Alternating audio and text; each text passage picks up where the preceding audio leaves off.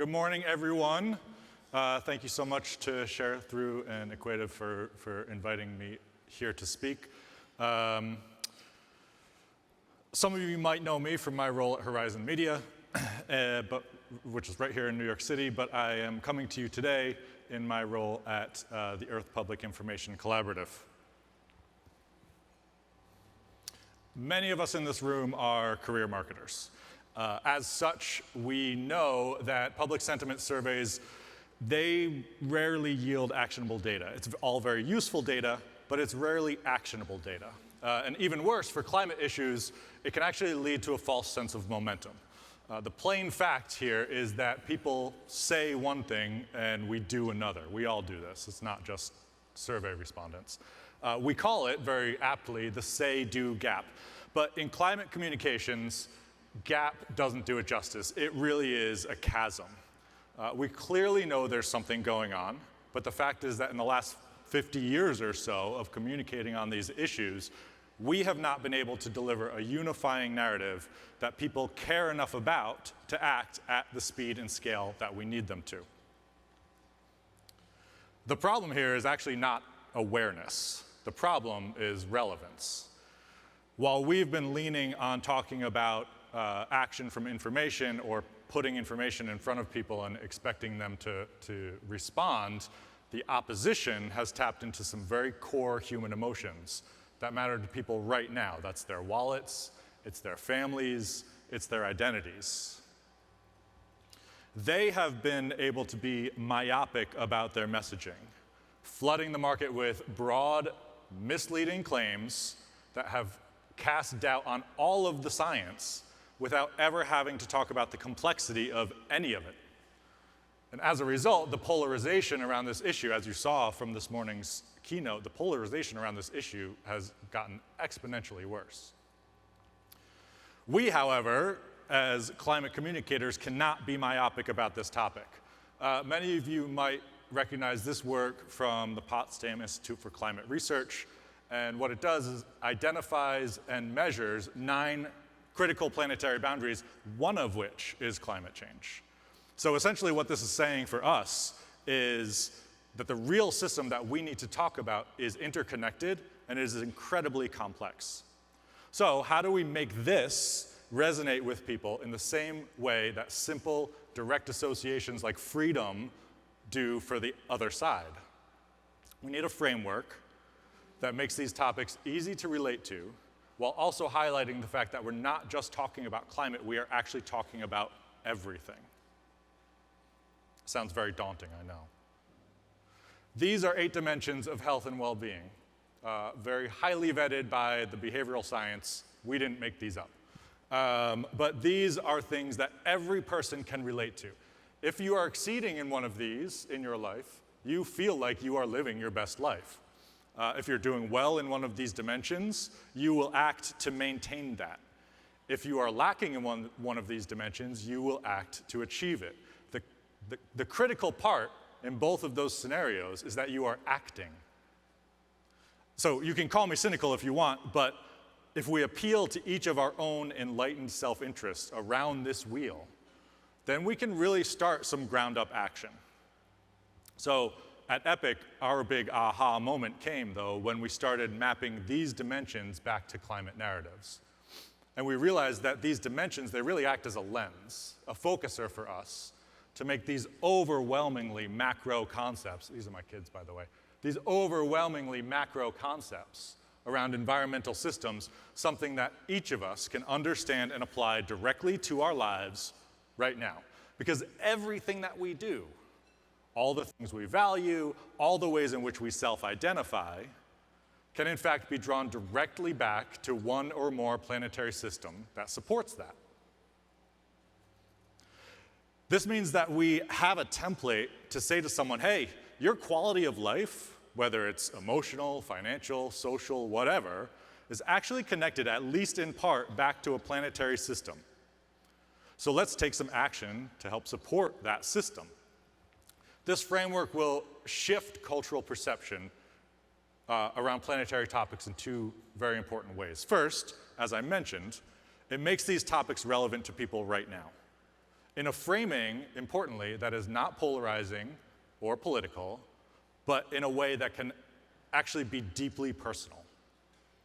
Second, we're removing a charged environment that these topics usually show up in. That's the politicization, the polarization. This opens up a social license for people to more readily discuss these topics. And very critically, in a communications ecosystem that is rife with disinformation, it empowers people to be more discerning. Because when you see a message that more closely aligns with your value set, you more readily accept that message.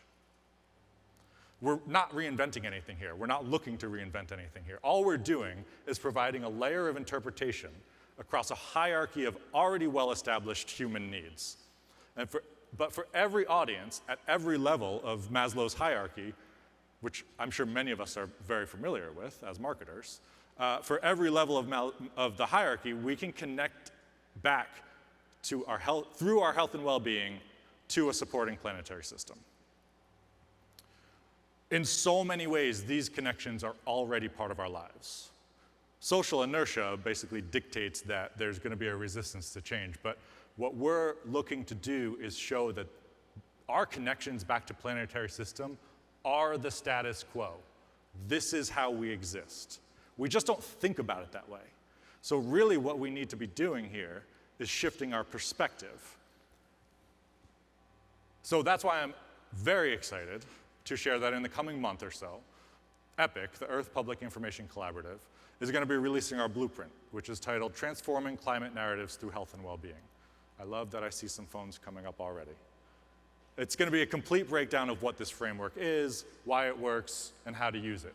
And it's going to include a series of use cases with some of EPIC's key partners across business, government, faith communities, education, young creators, and much more, that really lays out how in each of these segments you can apply this framework.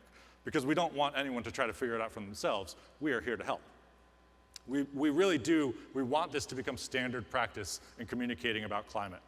So you can scan this QR code, you will get linked to a very simple form in which you put in a little bit of information, and you can be the very first to know, maybe not the very first, because I'll probably be the very first to know. You can be the very second to know when this is released.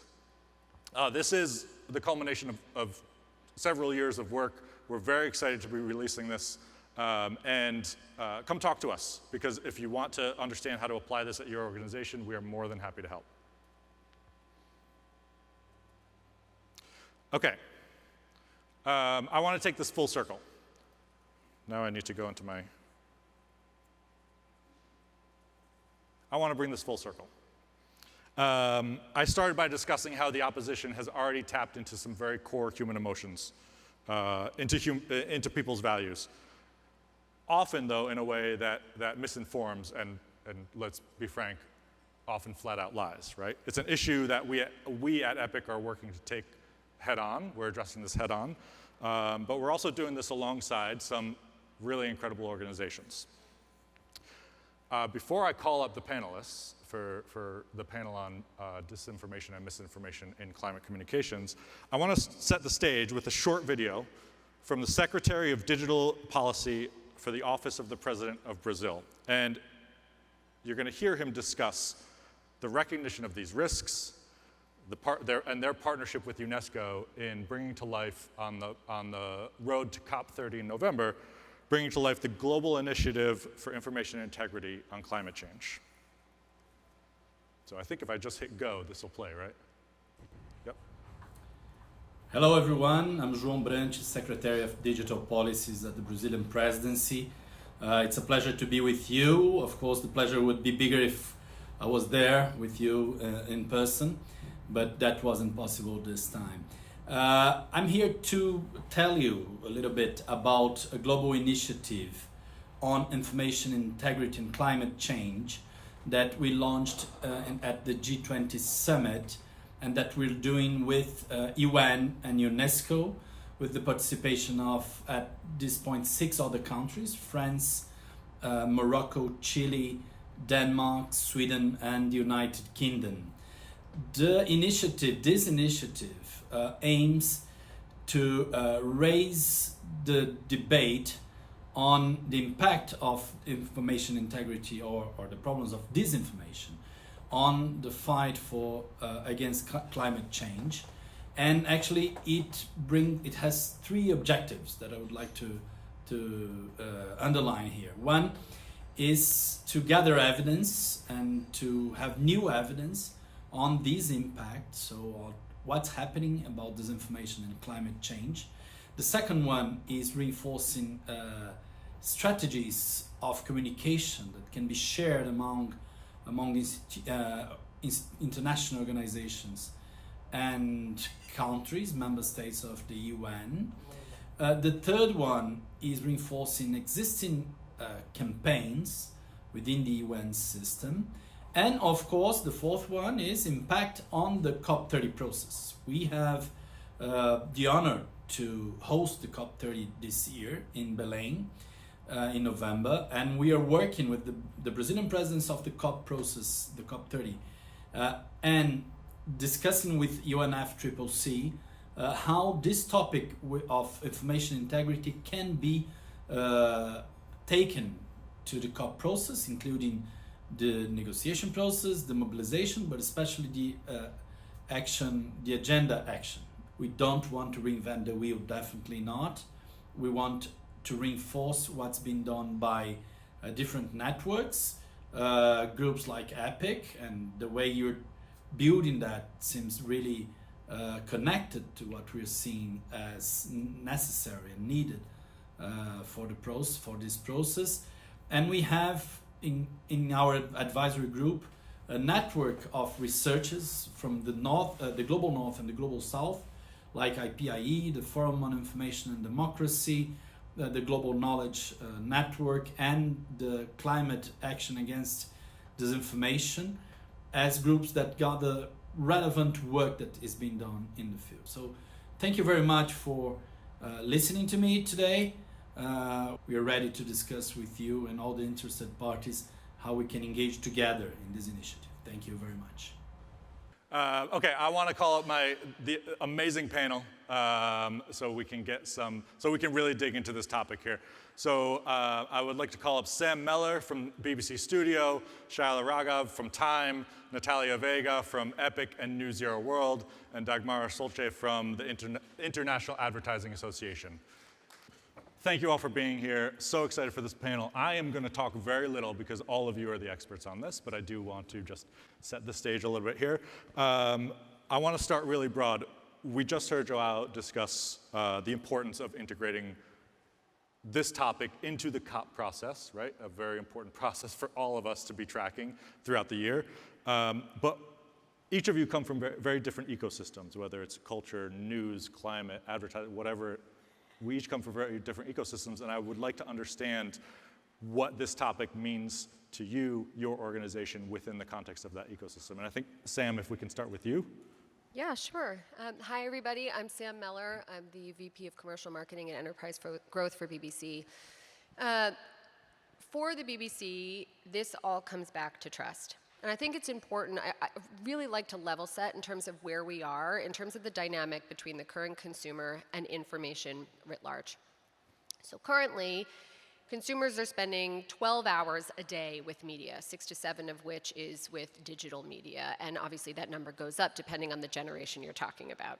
The digitization of that content and the continued digitization of the distribution of that content paired with changing preferences for these generations in terms of where and how they get information and news. So if you look at Gen Z, 50% of which say that they use social media at least once daily to get news, which I am putting in quotes on purpose.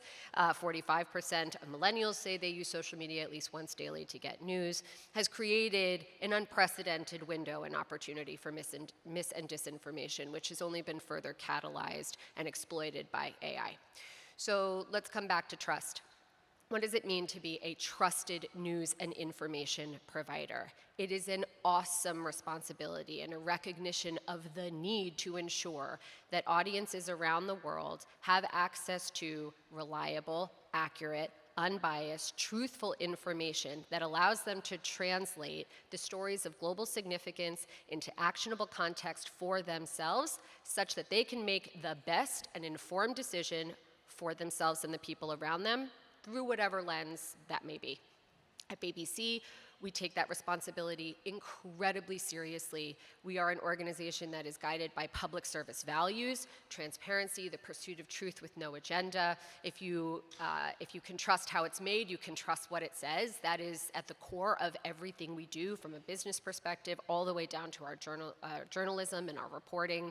And it is this commitment that has allowed us to continue to gain momentum and growth around the world. So a great example of that is the investment that we've made in the US market, where globally we are the most trusted news broadcaster, and now in the US we are the most trusted news brand, reaching 62 million people a month. I do quickly want to say I think we would all be remiss if we did not speak about the role of trust in business. These two things go hand in hand, and business and climate also have to go hand in hand because we know where the incentives lie.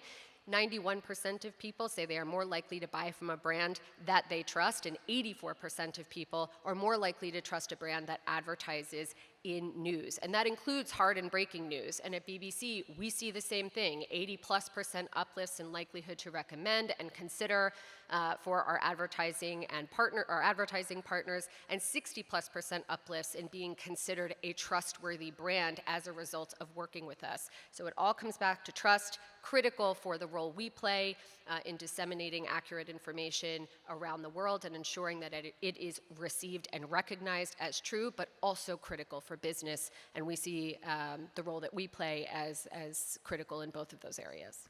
Thank you so much. And actually, Dagmara, I'd like to bring it to you now because, Sam, you mentioned trust in business as a critical piece of this, and Dagmara, as the managing director of the International Advertising Association, you work with businesses all the time, right? Globally, businesses. So how do you align with what Sam was just speaking about? And I would also like to understand how misinformation and disinformation in the market might erode the trust, the brand value that some of these brands have as a result of this. Absolutely. So hello, everyone. Dagmara Sulzce. I run the International Advertising Association. We have a portfolio of global conferences around the world. We oversee 56 countries. So our members come from all of the sectors of the industry. So it's a very complex ecosystem around the world, which we try to simplify. So what we do, we work with all of the industry stakeholders to create a sustainable advertising ecosystem where brands, consumers, and the planet can thrive in. So obviously, and most of our conferences talk about what does it take today to build the highest value brands in the world. So obviously trust is at the core of this. And misinformation, disinformation are the trust destroyers. So obviously, we work with all of the stakeholders to make sure that that ecosystem is as trusted as possible. Obviously, this is easier said than done because the ecosystem is getting really, really complicated around the world. So we try to align with the industry leaders to share best practices around the world. And we believe in collaboration. This is going to be the key, really, to collaborate together to identify best practices that we can share globally and educate everybody around the world what are the best practices and try to simplify it as much as possible. But it's not an easy task, obviously. So relying on trusted partners, our members who align behind our mission, our value proposition, where collaboration and transparency being accountable is at the core is really, really critical. So actually, Shyla, I'd like to bring you in here because we've heard from a news side, right? Obviously, BBC does more than that. We've heard from a business side. Obviously, IA does more than that. But at time, you kind of straddle the conversation between business and culture, right?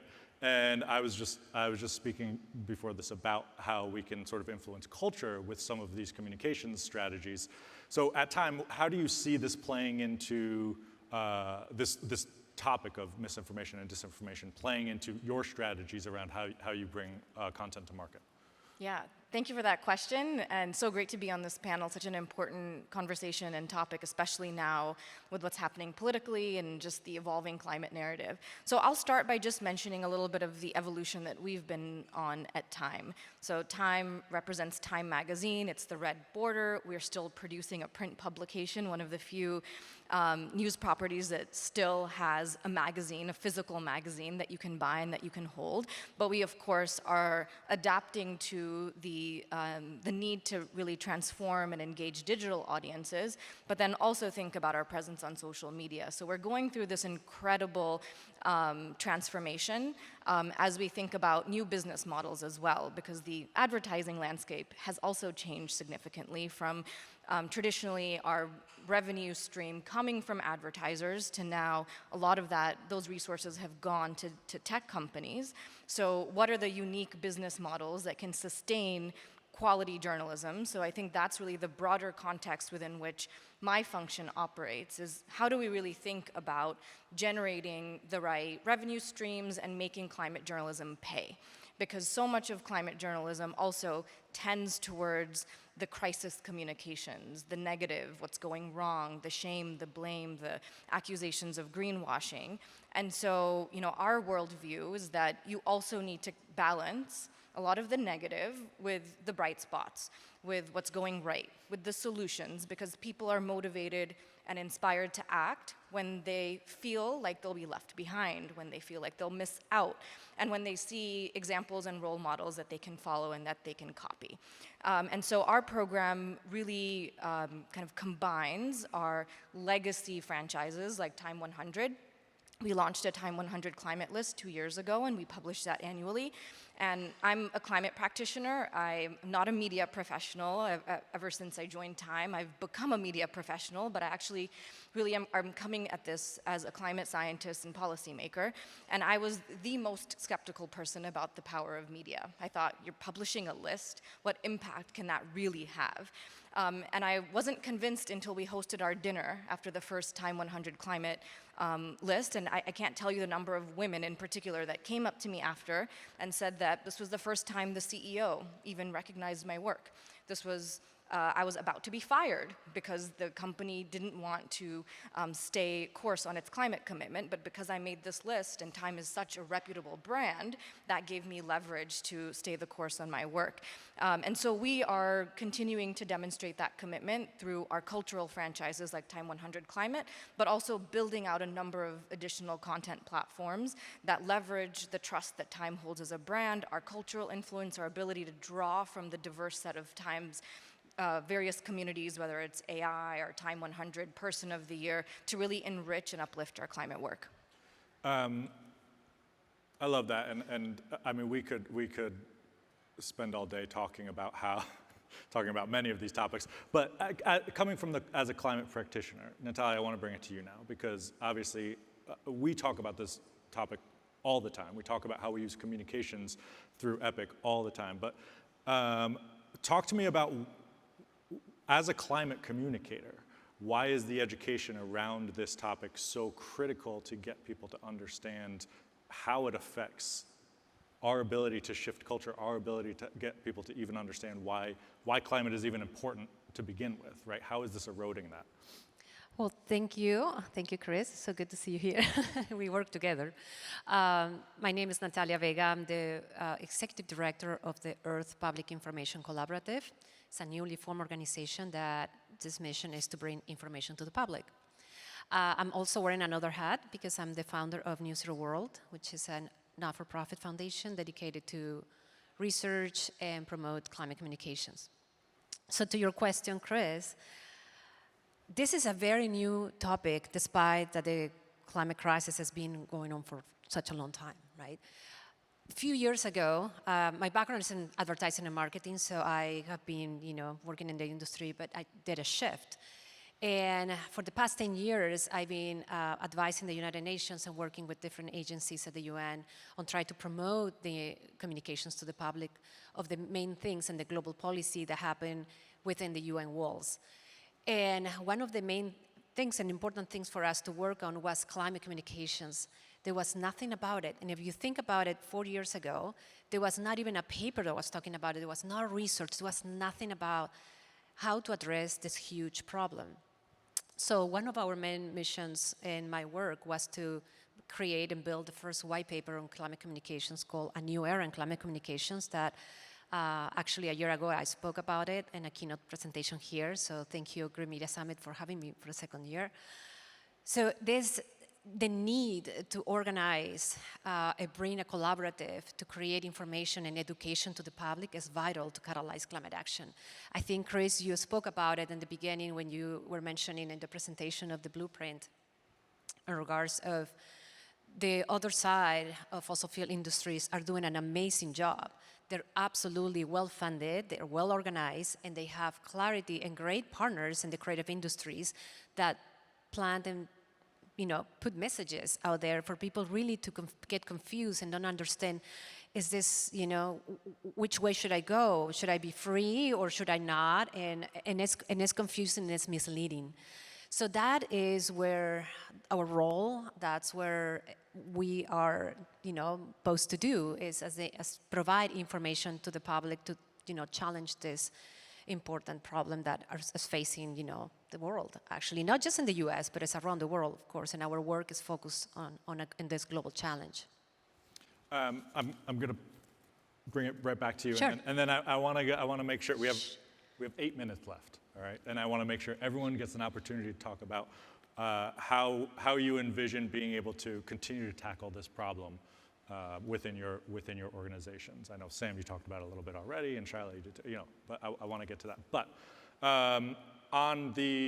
for EPIC in particular, we are working with UNESCO, right? We are working with Brazil to drive this towards COP. So talk to me a little bit about that as a solution and how we can implement this to also affect policy and affect regulation and those sorts of things. But the good news is that governments are coming together.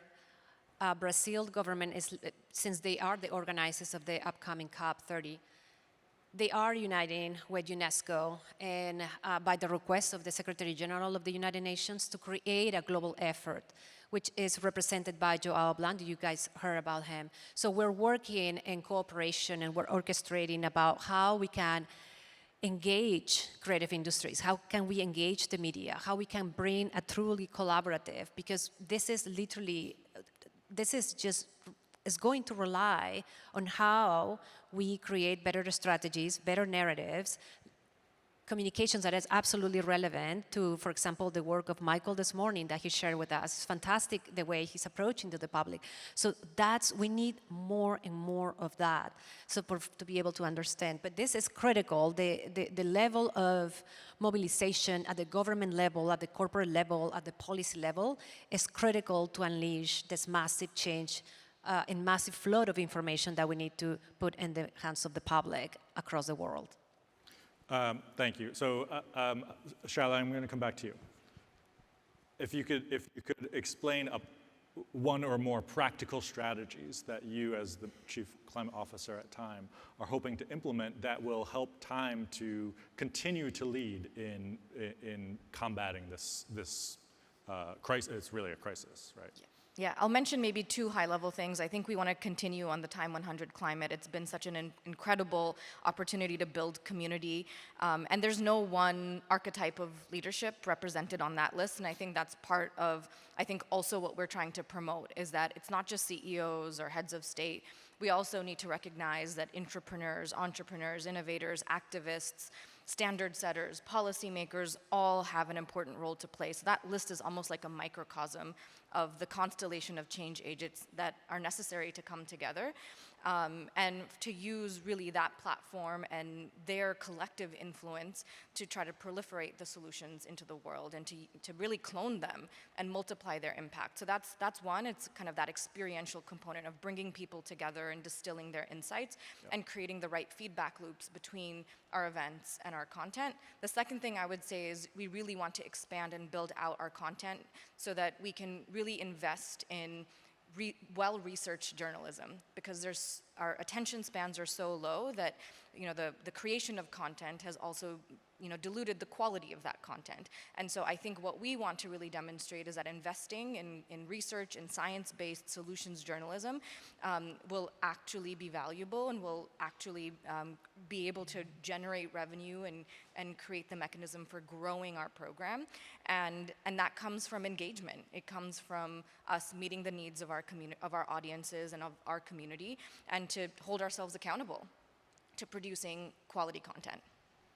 That's great. And so, Sam, I'm gonna tap on you next, because I think some of what Shyla just said touches on what you said before about building trust within the market, and that being such an important aspect of this. And I love what you said about news organizations, especially when you advertise on a news organization, you see an uplift in that trust innately. And what are some of the strategies at BBC or that you see in your role that you can continue to implement to drive those uplifts of trust? Yeah, we really think about this as kind of a four-legged stool, which is, and I always wonder if at that point, is it a chair? I'm not sure. But we think about it through storytelling, rapid response, investigative reporting, and education. And you mentioned earlier, we're so much more than news. We are. BBC is the global storytelling powerhouse that connects the world and changes behavior. We produce Planet Earth, Blue Planet 2, these game-changing and perspective-changing and behavior-changing programs that inspire change. After Blue Planet 2, 80% of people who watched that were inspired to act and actually gave up plastic straws, among other critical behavior changes. So that's the storytelling piece of it. We want to continue to tell these moving stories to represent the awesomeness of the world that we live in and bring people into how we experience that world and really inspire their curiosity and their love for this planet. Rapid response, this is really underpinned by BBC Verify, which is an operation out of our UK office, which came to the US last year, which is about technology-powered, human-driven fact-checking and validation. So this is what we deploy to, in response to what we're seeing bubbling up on social, predominantly what's going viral, and then trying to understand if the catalyst for that virality has any meat, if it's accurate, and if not, using data and visuals to push back against it. A good example of that would be the Arla and Beauveillard story that came out last year about introducing Beauveillard into Arla's supply chain and into the cattle feed, which reduces 30 to 40% of methane emissions, proven to be safe, tested up and down by the UK and the EU, and yet a huge viral moment of thousands of videos being posted of people dumping Arla milk and butter and saying that this was a purposeful misdirection and that it was actually harmful, which it wasn't, which we combated. Investigative journalism, that's just part and parcel with what we do, ensuring that we are holding power to account and providing transparency. A great example of that is the largest methane leak in history last year in Kazakhstan, which was 127,000 tons of methane, for which the company responsible for that leak denied for 6 months. We used satellite imagery and expert analysis to break that story, bring it to the fore, make sure people knew, and then hold that person accountable.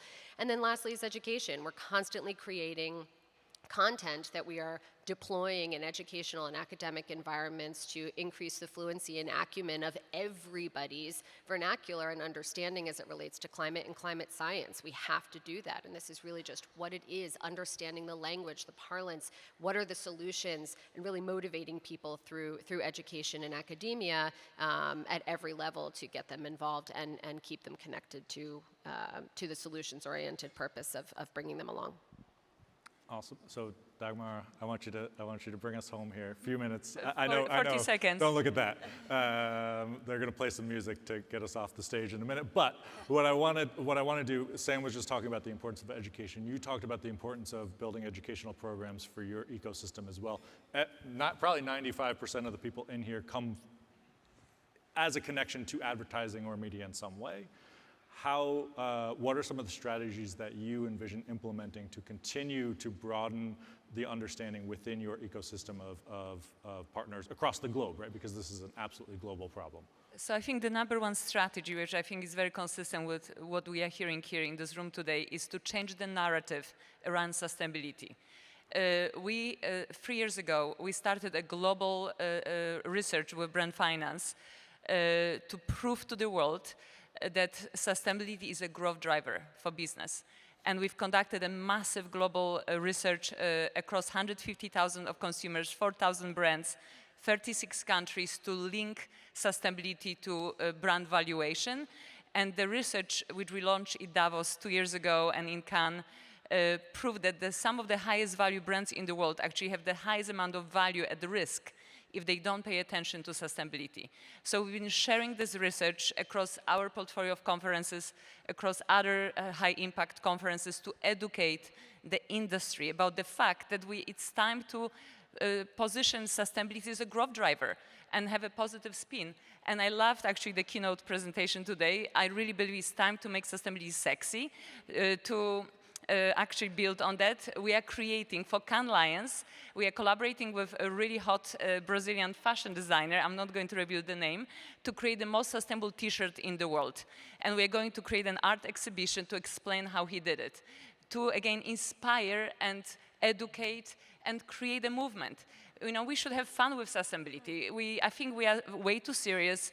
We have to start celebrating the leaders, the influencers, the people who inspire us. Let's create a movement. Let's do it together. I think this is the most creative industry. Obviously, we're in the most influential industry in the world. Let's work together through the IEA. Actually, in 2016, Martin Searle approached, we worked with the UN to bring all of the holding companies to create awareness around the 17 sustainable goals. I think we are ready for the 2.0 campaign to come together to align behind one global campaign, one global framework to make sustainability cool, sexy, and contagious. So let's do it. I think that is the perfect sentiment to wrap up the panel on. Thank you all so much. I apologize to the producers here for going a little bit over time. Thank you all so much for being here, for taking the time to talk to us about this really critical topic, and thank you all for listening. Thank you.